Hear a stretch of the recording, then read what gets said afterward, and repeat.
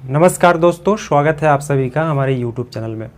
आज की इस वीडियो में मेंसुरेशन का क्वेश्चंस करेंगे जो कि बहुत ही ज़्यादा इम्पोर्टेंट है। पिछले वीडियोज़ में हमने किया था फार्मूला, ठीक है। तो यहाँ पे फर्स्ट क्वेश्चन है, जैसा कि आप स्क्रीन पे यहाँ पे देख सकते हैं। किसी वर्ग के एक विकर्ण की लंबाई दिया हुआ है, ये वर्ग है, विकर्ण की लंबाई दिया हुआ है 15√2 सेंटीमीटर, 2 सेंटीमीटर। तो इसका क्षेत्रफल क्या होगा? प्यारे बच्चों, जो हमारे एरिया होता है डायगोनल्स के फॉर्म में, ये होता है 1/2 डायगोनल का स्क्वायर, विकर्ण का स्क्वायर, ठीक है।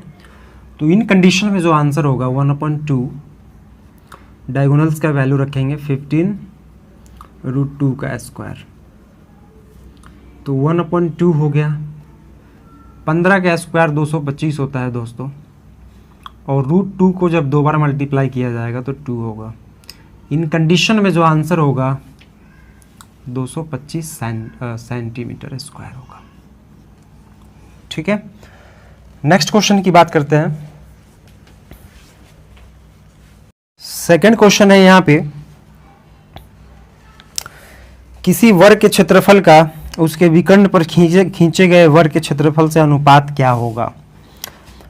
क्वेश्चन आप लोग देख सकते हैं स्क्रीन पे। तो यहाँ पे दिया हुआ है, सपोज मान लीजिए हमारे पास एक वर्ग है, ये वर्ग है, ठीक है। इसका साइड अगर ए मान लिया जाए, ए मान लिया जाए, तो ये इसका विकर्ण क्या होगा दोस्तों? तो ये होगा √2a, पाइथागोरस थ्योरम के अकॉर्डिंग, ठीक है। तो अगर इस पे अगर वर्ग बनाया जाए तो इन दोनों का रेशियो क्या होगा? तो फर्स्ट का एरिया अगर देखा जाए यहाँ पे, तो ये हो गया a², ठीक है। और √2a से जो हमारा वर्ग बनेगा, suppose this is √2a, √2a, √2a, तो इसका जो एरिया होगा ये √2a का स्क्वायर, तो ये हो गया हमारा 2 × a²। अब इनका रेशियो निकाल दिया जाए दोस्तों, अनुपात, तो ये हो गया a², 2a², a² कैंसिल हो गया, इसका मतलब 1:2 आंसर होगा, ठीक है। नेक्स्ट क्वेश्चन की बात करते हैं यहाँ पे। थर्ड क्वेश्चन यहाँ पे देखते हैं दोस्तों, स्क्रीन पे आप लोग देख सकते हैं। यदि दो वर्गों के क्षेत्रफल का अनुपात 1:4 है तो उनके परिमापों का अनुपात है, अनुपात क्या होगा परिमाप का? तो दोस्तों यहाँ पे दिया हुआ है, हम लोग जानते हैं कि एरिया जो होता है वर्ग का a² होता है, ठीक है। तो यहाँ से अगर a हम लोग निकालें तो ये हो जाएगा √a। तो a = यहाँ पे अनुपात दिया हुआ है दोस्तों 1/4, तो 1 का स्क्वायर रूट 1 ये होता है, और 4 का वर्गमूल 2 होता है, ठीक है, 4 का। तो इन कंडीशन में परिमापों का अनुपात क्या होगा? तो परिमापों का जो अनुपात होगा 4 × 1, 4 × 2, ये कैंसिल हो गया, इसका मतलब 1:2 होगा। चलिए नेक्स्ट क्वेश्चन की ओर बढ़ते हैं। 4 नंबर क्वेश्चन स्टूडेंट यहाँ पे देख सकते हैं आप लोग स्क्रीन पे। एक आयत का परिमाप और उसकी लंबाई क्रमशः 40 मीटर और 12 मीटर है, तो इसकी चौड़ाई कितनी होगी? दोस्तों यहाँ पे आयत का परिमाप दिया हुआ है, P दिया हुआ है दोस्तों यहाँ पे 40 मीटर, और लंबाई दिया हुआ है 12 मीटर। तो पूछा है यहाँ पे चौड़ाई क्या होगा? दोस्तों पेरीमीटर क्या होता है? परिमाप 2 × लंबाई प्लस चौड़ाई होता है, ठीक है। तो यहाँ पे लंबाई पेरीमीटर के बदले में 40 लिखेंगे, 2 × लंबाई हमें दे रखा है 12, तो 12 प्लस चौड़ाई, 2 से इसको काट देंगे, 20 हो जाएगा। तो b बराबर हो जाएगा 20 - 12, 8 सेंटीमीटर इसका आंसर होगा, 8 मीटर, ठीक है। नेक्स्ट क्वेश्चन की ओर बढ़ते हैं। तो दोस्तों यहाँ पे 5 नंबर सवाल है, यदि किसी आयत की लंबाई और चौड़ाई में 3:2 रेशियो हो तो इसका परिमाप 20 सेंटीमीटर अगर हो तो आयत का क्षेत्रफल क्या होगा? तो दोस्तों यहाँ पे लेट करेंगे, यहाँ पे लंबाई जो होगा हमारा वो 3x मानेंगे, और चौड़ाई हो जाएगा 2x, परिमाप दिया हुआ है दोस्तों यहाँ पे 20 सेंटीमीटर, ठीक है। तो यहाँ पे पूछा गया है कि आयत का क्षेत्रफल क्या होगा, तो P बराबर 2 इंटू एल प्लस बी होता है।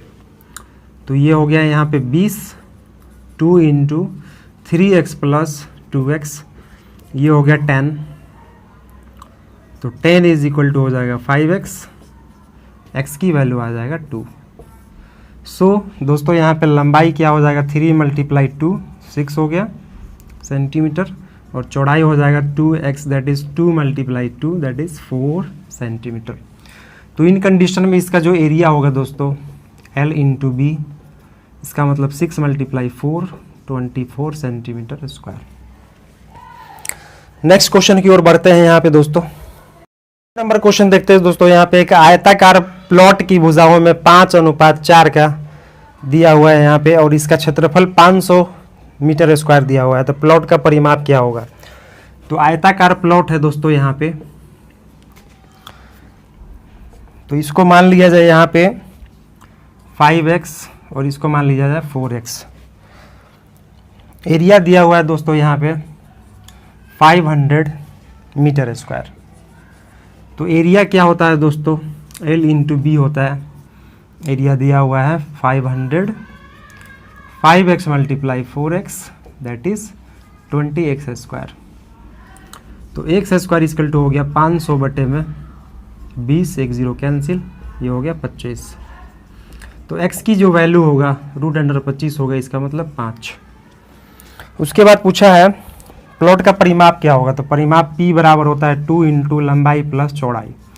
तो 2 इंटू लंबाई कितना है दोस्तों यहाँ पे, ये निकल जाएगा 5 मल्टीप्लाई 5 25 प्लस 4 मल्टीप्लाई 5 20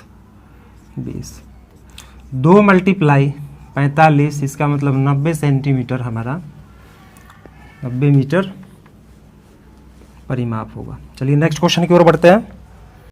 नंबर 7 यहाँ पे दिया हुआ है। एक त्रिभुज की भुजाएं 1/2 अनुपात 1/3 अनुपात 1/4 के अनुपात में दिया हुआ है। यदि त्रिभुज का परिमाप 52 सेंटीमीटर है तो सबसे छोटी भुजा कितनी होगी, सबसे छोटी भुजा की लंबाई कितनी होगी। तो दोस्तों यहाँ पे अनुपात दिया हुआ है 1/2 1/3 1/4। परिमाप दिया हुआ है 52। तो दोस्तों अगर इसको मान लिया जाए, यहाँ पे एलसीएम अगर इनका देखा जाए, या ऐसे इस तरह से मान लिया जाए, लेट x/3 x/4, तो इनको जोड़ने के बाद ये पेरीमीटर होगा। तो ये हो जाएगा x/2 plus x/3 plus x/4 equal to 52। LCM लिया जाएगा यहाँ पे तो हो जाएगा 12, ये होगा 6x, ये हो जाएगा 4x प्लस ये हो जाएगा 3x, तो ये हो गया 52।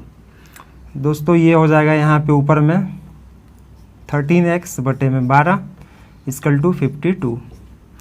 13 चौका 52, तो x की वैल्यू जो होगा दोस्तों यहाँ पे ये हो जाएगा 48, ठीक है। इन कंडीशन में दोस्तों साइड निकाल लिया जाए तो x बटे में 2, इसका मतलब 48/2, तो ये हो जाएगा 24, 1/24 आ गया, ठीक है। उसके बाद x बटे में 3 है, इसका मतलब 48/3 16 48 16 आ गया, ठीक है। दूसरा साइड, तीसरा साइड है x बटे में 4, इसका मतलब 48/4, तो ये हो जाएगा 12, इसका मतलब सबसे छोटी जो भुजा होगा वो 12 सेंटीमीटर होगा दोस्तों, ठीक है। नेक्स्ट क्वेश्चन की ओर बढ़ते हैं।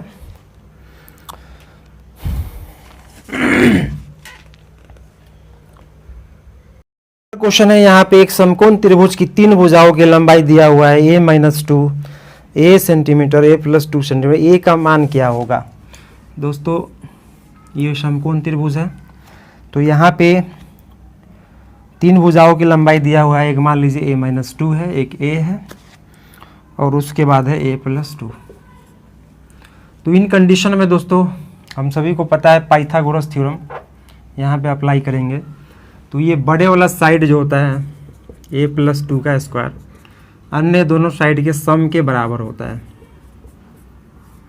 तो ये हो जाएगा a प्लस बी का होल स्क्वायर, ए स्क्वायर प्लस 2ab, इसका मतलब 4a प्लस 4a स्क्वायर, और ये माइनस बी का होल स्क्वायर, ए स्क्वायर माइनस 4a प्लस 4। दोस्तों यहाँ पे a स्क्वायर कैंसिल हो गया, ठीक है।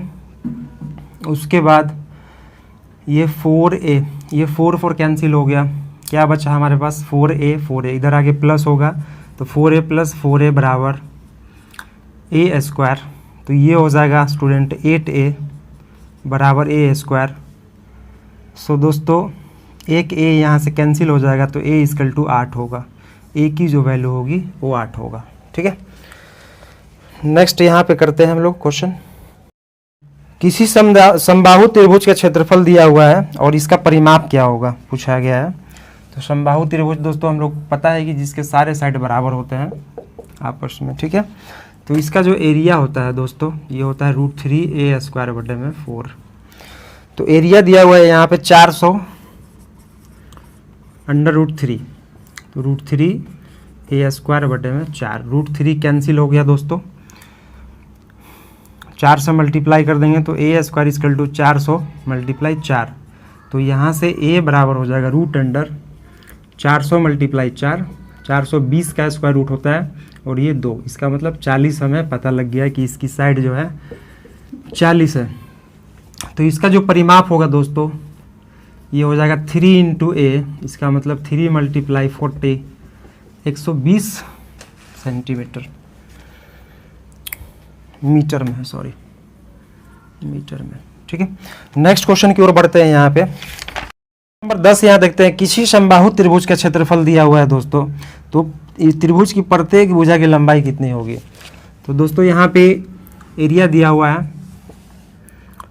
4 अंडर √3 सेंटीमीटर स्क्वायर। तो हम सभी को पता है एरिया इसका होता है √3a स्क्वायर अपॉन 4। तो दोस्तों यहाँ पे रख लेंगे 4 √3a स्क्वायर अपॉन 4, ये √3 कैंसिल हो गया, a स्क्वायर इक्वल टू हो गया 16, 4 से 4 मल्टीप्लाई हो गया, तो a का जो वैल्यू होगा √16, इसका मतलब 4, ठीक है। तो भुजा जो होगा स्टूडेंट यहाँ पे 4 होगा। तो चलिए दोस्तों ये था 10 क्वेश्चंस हमने यहाँ पे देखे मेंसुरेशन का, ट्राइंगल्स और रेक्टेंगल और स्क्वायर पे। नेक्स्ट वीडियो में मिलते हैं, तब तक के लिए नमस्कार, जय हिंद, जय भारत।